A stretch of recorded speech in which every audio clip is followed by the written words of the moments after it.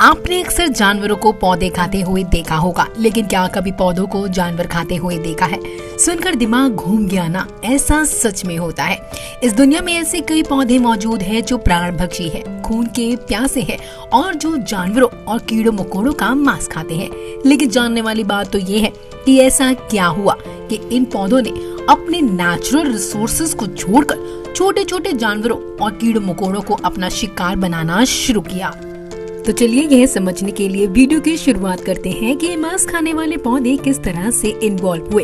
ये जानने के लिए जॉर्ज शुल्टज की टीम ने पता लगाने की कोशिश की। इसके लिए उन्होंने 3 मॉडर्न कार्निवोरस प्लांट के जीनोम और एनाटॉमी का कंपैरिजन किया था। इस स्टडी में कई राज खुले। आज से लगभग 70 मिलियन सालों पहले जब पृथ्वी पर डायनासोर जैसे बड़े और विशाल जानवर हुआ करते थे, उस वक्त कुछ पेड़ पौधे अपने जेनेटिकली चेंज व प्रकृति में आए बदलाव की वजह से या फिर न्यूट्रिशन की कमी के चलते इंसेक्ट्स और छोटे मोटे जानवरों को खाने लगे।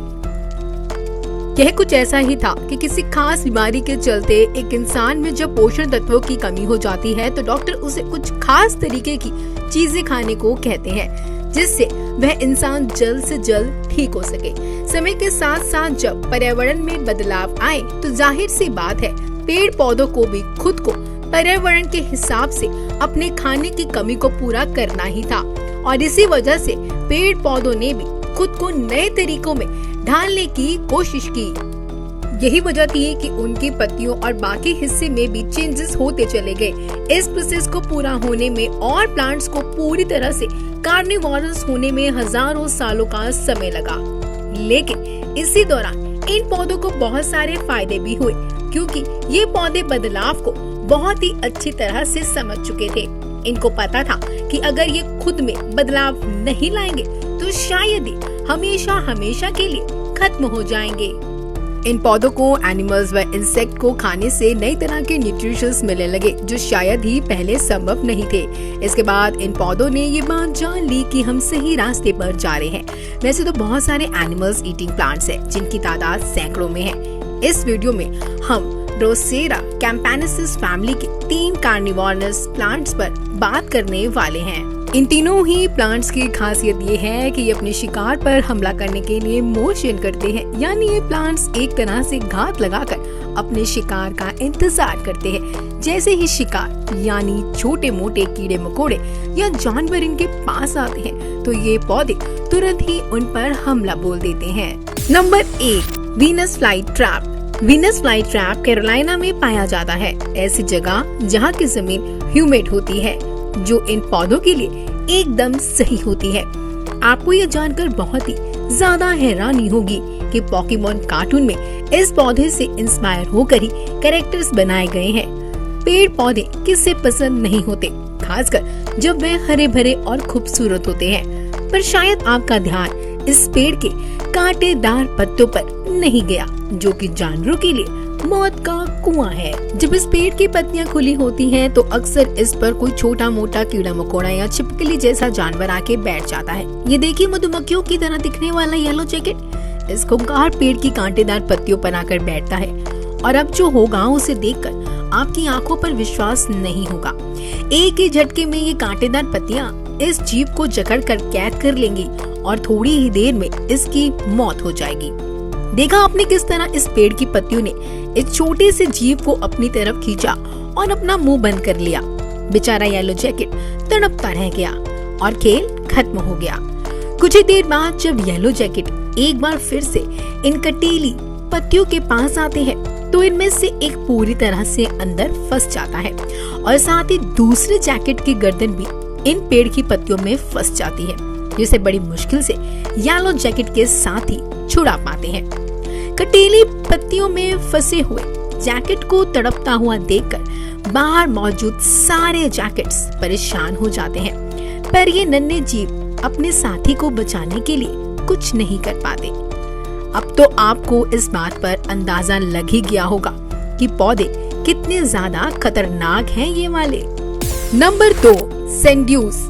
आपने रोलर कॉम तो जरूर देखी होगी जिसके सर पर छोटी छोटी बूंदे जैसी लगी होती है और इन्हीं बूंदों की वजह से हमारे बाल मनचाहे तरीके से संवारे जा सकते हैं। ये पौधे भी कुछ रोलर कॉम्ब की तरह ही दिखते हैं, जो कि एक मटर के दाने से लेकर आपके हाथ की लंबाई तक जितना बड़ा हो सकता है। जिस तरह एक रोलर कॉम्ब के सिर पर छोटे छोटे दाने लगे रहते हैं, उसी तरह इस पौधे के सिर पर भी कई सारे चिपचिपे ड्रॉपलेट्स होते हैं, जो कि वाटर और कॉम्प्लेक्स शुगर से बने होते हैं। ये इंसेक्ट्स को अपनी ओर अट्रैक्ट करने के लिए एक तरह से चारे का काम करते हैं। इंसेक्ट्स इन्हीं ड्रॉपलेट की वजह से इनके चपेट में आ जाते हैं। इससे पहले कि इंसेक्ट्स कुछ समझ पाए तब तक देर हो चुकी होती है, क्योंकि तब तक इंसेक्ट्स इस चिपचिपे लिक्विड में पूरी तरह से फंस चुके होते हैं। इस पौधे की कुछ ऐसी भी प्रजातियां होती हैं जो छोटे मोटे कीड़ों को अपनी चपेट में लेकर पूरी तरह से गला देती है। लेकिन इस पौधे की सारी प्रजातियों में से सबसे ज्यादा खतरनाक केप सैंड्यू नाम की प्रजाति होती है। ऐसा इसलिए क्योंकि केप सैंड्यू अपने शिकार के चिपकने के बाद उसे पूरी तरह से कसकर अपने शिकंजे में ले लेते हैं और उसे घंटों अपनी पत्तियों में दबाए रखते हैं।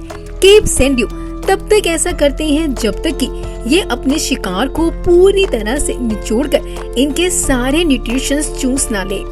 ये पौधे अपने चिपचिपे टैकिकल से अपने शिकार को निचोड़ लेते हैं। ये अपने शिकार को भी महसूस कर सकते हैं। इस बात का अंदाजा भी लगा सकते हैं कि इनका कौन सा शिकार जिंदा है और कौन सा मरी हुई हालत पे। जिस तरह हम इंसानों के पास दिमाग होता है, उसी तरह पौधे भी इलेक्ट्रिकल सिग्नल की मदद से छोटी से छोटी हरकत का पता कर सकते हैं। इन सिग्नल को एक्शन पोटेंशियल का नाम दिया गया है। एक अनुमान के मुताबिक ये पौधे इस बात का भी पता लगा सकते हैं कि इनका शिकार पोषण तत्वों से भरा हुआ है या नहीं। Number 3, water wheel plants. जंगल में बड़ी बड़ी घास के बीच से गुजरते हुए सैंड्यू फैमिली के मेंबर यानी कि वाटर व्हील्स को लेक के किनारे पर देखा जा सकता है। आपको बता दें कि ये पौधे बहुत ही रेयर हैं और बहुत कम पाए जाते हैं। इस पौधे में एक के पीछे एक लगभग 5 से 7 पत्तियां लगी होती हैं, जो कि एक तरह से आइडेंटिकल होती है। साफ देखा जा सकता है कि इस पौधे ने यहाँ एक मॉस्किटो लार्वा को पकड़ रखा है। ये प्लांट्स इंसानों के लिए काफी ज्यादा हेल्पफुल होते हैं। वाटर व्हील प्लांट्स लगभग हर महाद्वीप में पैदा हो सकते हैं और किसी भी तरह के पानी पर कब्जा कर लेते हैं। इन प्लांट्स के अंडर वाटर फ्लैप होते हैं, जो छोटे छोटे समुद्री जीवों को पूरी तरह से कस लेते हैं और उनकी जान निकाल देते हैं। इस खतरनाक पौधों को पूरी तरह से जांच करने के बाद कार्निवोरस प्लांट के बारे में हम 3 बातों को बहुत अच्छे से समझ सकते हैं। सबसे पहले ये कि पाया गया है कि आज से लगभग 70 मिलियन ईयर्स पहले जब 3 मॉडर्न कार्निवोरस प्लांट में से किसी एक को पूरी तरह से जीन ऑफ डुप्लीकेशन से गुजरना पड़ा होगा, जिससे एक नए तरीके का डीएनए बना, जिसे हम डुप्लीकेट डीएनए कह सकते हैं। इस डुप्लीकेट डीएनए ने लीफ और रूट्स के जीन्स को भी पूरी तरह से बदल दिया और इसी वजह से इस नए डीएनए से इन प्लांट्स को नई तरह से काम करने की आजादी मिल गई और फिर इन्होंने अपना एक नया रूप धारण कर लिया और फिर कुछ पत्तियों ने खुद को एक शिकारी की तरह ढालना शुरू कर दिया, जिसमें वे छोटे मोटे कीड़े मकोड़ों को फंसाकर उनका शिकार करने लगे, जबकि कार्निवोरस प्लांट न्यूट्रिशंस और एब्जॉर्प्शंस की प्रोसेस को जीन से ही कंट्रोल करने लगे। और कार्निवोरस के जर्नी के सेकंड स्टेप की शुरुआत होती है जब पौधों को शिकार से नई तरह के पोषण तत्व यानी न्यूट्रिशंस मिलने लगे और इसी के चलते पुरानी पत्तियों और पेड़ की जड़ें उतनी ज्यादा जरूरतमंद नहीं रही जितनी की पहले थी। और ऐसा भी देखने को मिला है कि जो भी जीन्स कार्निवोरस न्यूट्रिशंस में शामिल नहीं थे यानी जिनका इस्तेमाल नहीं हो रहा था, धीरे धीरे उनका रास्ता भी साफ होता चला गया और वो गायब होने लगे। ये भी अपने आप में नई तरह की शुरुआत थी, जैसे एक्वाटिक वाटर व्हील प्लांट की सीड लिंक्स, जो कि नॉर्मली तो एक प्रो रूट्स फॉर्म कर लेते हैं, लेकिन डीएनए के बदलाव की वजह से ये रूट ज्यादा बड़ी नहीं हो पाए और धीरे धीरे पूरी तरह से गायब हो गए। शुरुआत में ये बात बहुत ही हैरान कर देने वाली लग रही थी। कुछ इसी तरह से 2013 में भी वैज्ञानिकों के एक ग्रुप द्वारा 2 कार्निवोरस प्लांट्स पर भी स्टडी की गई और यही परिणाम सामने आया कि कार्निवोरस प्लांट में बदलाव के तीसरे चरण में पौधों ने अपने पर्यावरण के लिए खास तौर पर बहुत ही अनोखे और नए तरह के बदलाव किए, जो कि बहुत ही चौंकाने वाली बात थी।